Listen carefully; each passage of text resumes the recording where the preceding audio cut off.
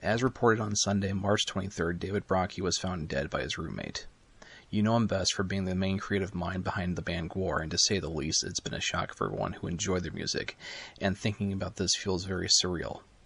We all have musicians that we love listening to, and sometimes we forget the mortality of them. I have written for a website called StageRageMagazine.com, run by Jennifer Niari, and if it wasn't for her, I would still have gone to the shows that I wrote reviews for, but not while meeting and doing interviews for some really amazing people. It was something I did out of free time and because of how much I love music. David Brockie was one of the artists that I have interviewed, and while I've done some great interviews before, this one is my favorite. I still have the file, and I wanted to share it with as many people as possible. I remember walking up to David, telling him who I was, and how friendly he was while I approached him. And David walked me to the band's bus, and I got to see him greet a fan, and treat the person like it mattered that he was a fan. We conversed on the way to the bus while we were trying to get ready for the interview. And when we got there, David offered me a beer and let me take a shot of Jaeger with him before and after the interview. While I was told I would be doing an interview with Gwar, I expected to be an interview with Brockie as Odorous. And instead, David just asked, "Hey, can we do the interview as David?" And he said this looking like he hasn't done so in a long time. And my face lit up. And excitedly, I'm just going, yeah. It's one thing to talk to Gwar as the band, but to have David ask me to do this and go through this with me made everything about the interview so much more personal. And at the end of the interview, you'll hear him say, "That was great." And this gives me a deep sense of satisfaction listening to the interview again. That one moment where David's going, "That was great." It seriously is the icing for me. And this interview was a special one for me. And I'd like sharing this memory to be my way of saying goodbye to him. Thank you guys, and enjoy. Rest in peace, David.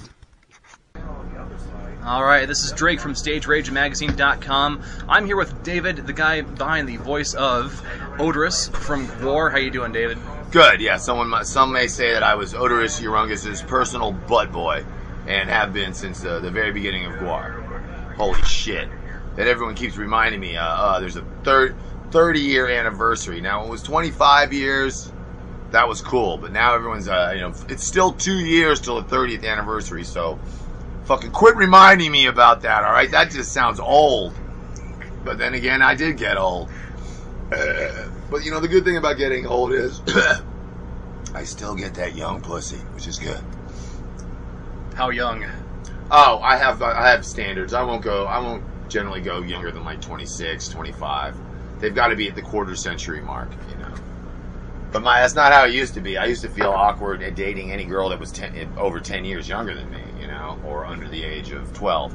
But, as I grew up, I found that, like, the girls that were my age, got uglier, so it's just like, I had to rethink my whole standard system. God. Alright, so, you had a new album come out called Battle Maximus. Now, for any idiot who has not listened to this yet, what should they expect from this album? Well, I mean, chances are, unless you're a Gwar fan, you're not going to pay much attention to it. We could do the greatest albums in the world, and no one will care, because they know what Gwar is, or they think they know what Gwar is anyway. You see the show, you see the characters, the costumes, the image, the potty humor, and a lot of people think that that's really all there is to it. Gwar fans know better. They know that there's a very skilled metal outfit behind all that stuff. And I think, I don't know, most people, I would like to think most people would understand that by now. You couldn't keep a band going 28 years without there being a real, without the guys knowing what the hell they were doing. And while it's true, I've had pretty much a revolving door policy with my bass player and my lead guitar player.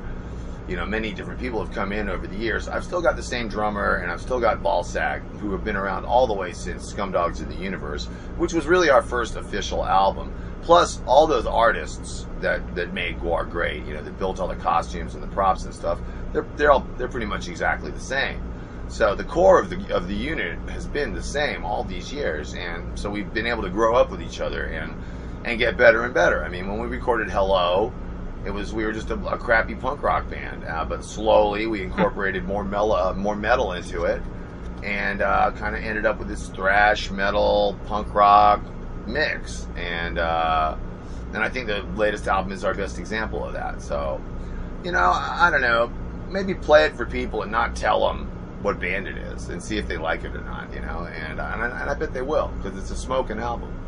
Well, most people who are familiar with Gwar already know what Odorous' voice sounds like, so it's going to be a little difficult to play the album for someone who likes metal and have them not know who it is. Yeah, I guess so. He does have a very distinctive voice. That's always what people have told me my whole life. I just remember even when I was in, elementary school, people were like, that voice you're so fucking loud, Brockie. It's just like... I didn't, but, I couldn't handle sitting around in a... DJ booth, I didn't want to do that, but I didn't want to be a singer either, because I didn't feel like I really could sing. I felt like I could vocalize, but I didn't really feel like I could sing. I wanted to be a guitar player, and indeed, for the very earliest versions of Gwar, I did play guitar, and I completely suck at guitar, and it took a few shows around Richmond to really get that home to everybody, for me to realize that. And then finally our lead singer literally quit right in the middle of the show and ran up the street screaming, I can't handle this, throwing off the costume pieces. What? Yeah, I'm totally serious. This was before Hello even came out. And I basically got the job by default, because nobody wanted me to play guitar in Gwar, and nobody else knew the lyrics to the songs because I'd written them. So that's how Odorous was born. God. All right. I know. It was not the idea to have this pig lord chaos demon as the lead singer of Gwar. Odorous kind of got the job by accident. And then it was after I got the job as Odorous, got the job as a singer of Gwar, it was after that I slowly started mutating the character into the pig-nosed, Satan-looking motherfucker that he is, spike-shouldered motherfucker that he is today. And it's weird to hear a statement like, hey, Mike, why don't you spirit us up a couple shots here? We can use those ones there. It's weird to hear me say something like, and I got the job of singer of Gwar, at that point, when I'm the guy who, along with those other guys at the very beginning, created Gwar. But from the very beginning, it was set up so no one person had dictatorial control over the band. It was always we always voted on everything. If something was so contentious that we couldn't come to a clear decision on it, we would vote on it, and that's why I didn't want to be the lead singer, because I just knew whoever the lead singer of the band was going to be at the mercy of the group. And a lot of times I didn't really trust that, I didn't know what I was going to... Yeah, we all think that you should go down there and do this and blah, blah, blah, and end up in jail. It'll be awesome. But, That was awesome. I ended up doing that a lot anyway, so no biggie. I remember reading about... Thank you very much. Yeah, you bet.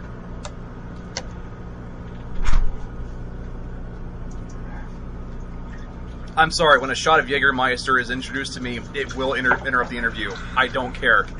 So, I remember reading about how... Can you hand me some paper towels, please? If it's Jägermeister, so help me God, it will be an interruption. I don't care. But anyways, I remember learning about how... I think Gwar was just a project you were doing just for the hell of it. Was that right? Or...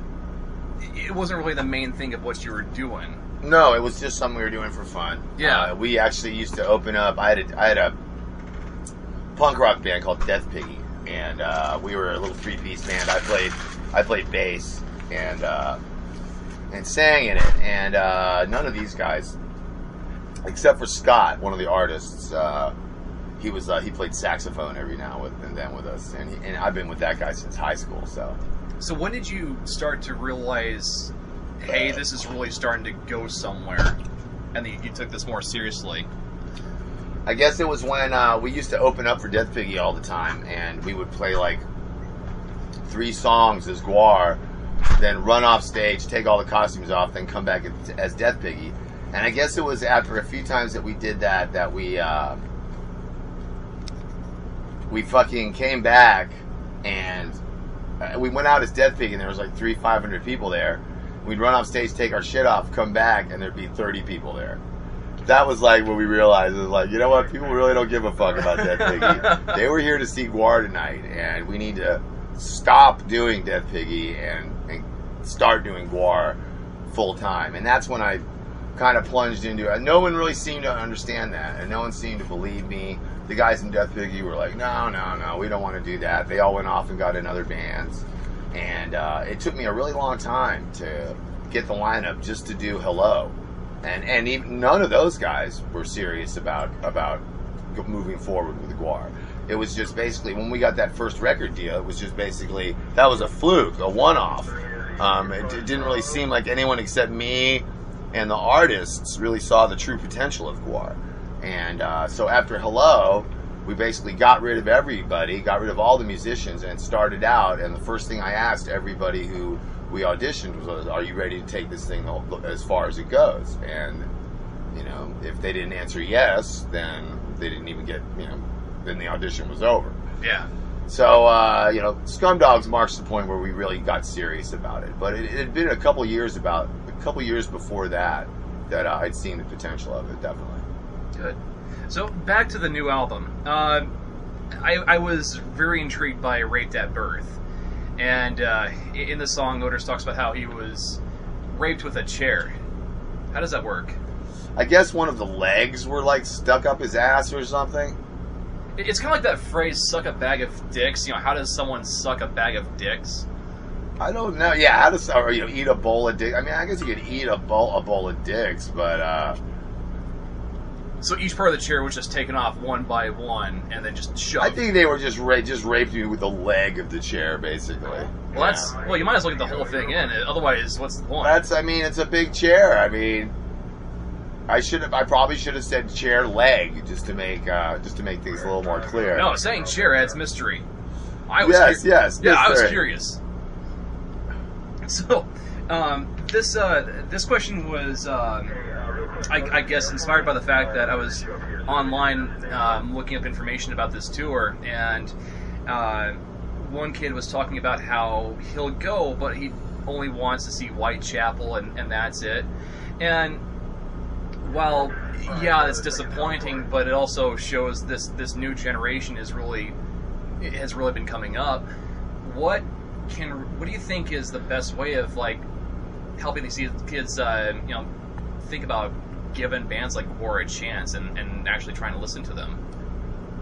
I don't know, locking the doors, not letting them leave. I mean, it's sad that they're that close-minded, but I can totally understand why. Guar's been around forever, and when I was a kid, there was a cutoff line.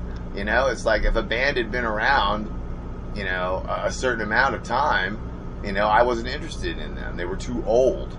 Now, it took me until about my 20s, the late 20s, till I realized how stupid that was. And that you should appreciate music no matter what era it's from. And especially with Guar, you know, they're living legends. And if you ever have a chance to see Guar, you should take it. Because, you know, they're not going to be around forever. Yeah. Despite their claims of immortality. And, you know, it's a real chance to witness history, whether you like it or not. You know, and personally, I can feel that vibe with the Whitechapel dudes. It's like, I think they kind of came into it with this tour with the same kind of attitude that maybe a lot of their friends have or their fans have. That like they don't really belong on this tour, and they're gonna bring their own 200 people or 300 people into the show. They're gonna be into them, and that they're gonna spend the rest of the night on the tour bus. And I hope they're not like that. That's just tremendously limiting. I mean, there was a path that had to be trod by punk rockers and metalheads and, you know, rock and rollers of all sorts and descriptions for many years before we could get to the point where we could have bands like Whitechapel. And, you know, if they don't understand history, then they run the risk of sounding redundant. And, you know, now more than ever, that's really important because rock and roll music's been around long enough now that it's been played in just about every possible way you can play it. And unless you know where you came from, you know, you're not going to know the way to the future. You're going to play stuff that sounds old. And personally, I find a lot of this stuff that is being played nowadays soulless and change happy, very mathematically oriented, and with not a lot of groove to it at all. Just so many breaks and breakdowns without any singing. Yeah, like I have no idea what these guys are singing about. I've noticed there are a lot of bands where it feels like the tablature looks like binary code. Yeah, I mean, I think that's kind of interesting. Really super complicated music that's all over the place, but I really also like a central groove that you can kind of come back to. Yeah. And I also like to know what the singer is on about. You know, I want to know whether this guy's got something to say or whether it's just a bunch of drivel. And if it's a bunch of drivel, I don't care how good the band sounds, I'm not going to be into them. That actually does make some bands a guilty pleasure of mine, if you will, where bands like Emir, you know, where it's like I go back to that reference of like tablature lyrics, but like songs about Street Fighter really caught my interest, though. Yeah, I really like that band, and I think one of the reasons I like them so much is because they've got really interesting lyrical, conceptual content. Coheed and Cambria are another fucking example of that. I mean, they've created their own crazy universe, you know, that I don't understand it all that much, but I love their music, and I know that they're trying to present their vision, and whereas a lot of these bands, I have no idea what they're fucking on about. You know? And maybe that's just me getting old. I'm certainly not condemning it, you know, but don't condemn the old folks either. You know, it's like we've been at this for a long time, and I think people that condemn Gwar just because they think it's for whatever reasons, you know, they're doing themselves a disservice. Gwar is that rarest of things, a conglomeration of art and music and comedy, and presented in a nightclub rock hall context. You know, it's like this, and not many people have done that. In fact, hardly anybody has done that. Yeah. And just for that, it deserves the respect and attention of everyone in the whole fucking world, as far as I'm concerned. So, something that I think is very important for me to ask is the Smoot Family Fund still going? Oh yeah, we got a T-shirt that we're selling tonight. Every penny of which we sell from that shirt goes to Jamie, his widow, and we still have, you know, we'll always have a very close, very tight relationship with them. So I can't make assumptions off of my audience from the magazine here. So can you just describe a bit about the Smoot Family Fund for people who don't know about it just yet? Well, for anyone who doesn't know, Corey Smoot was our guitar player. He played the character of Flatus Maximus for many years, and he probably was the definitive Flatus.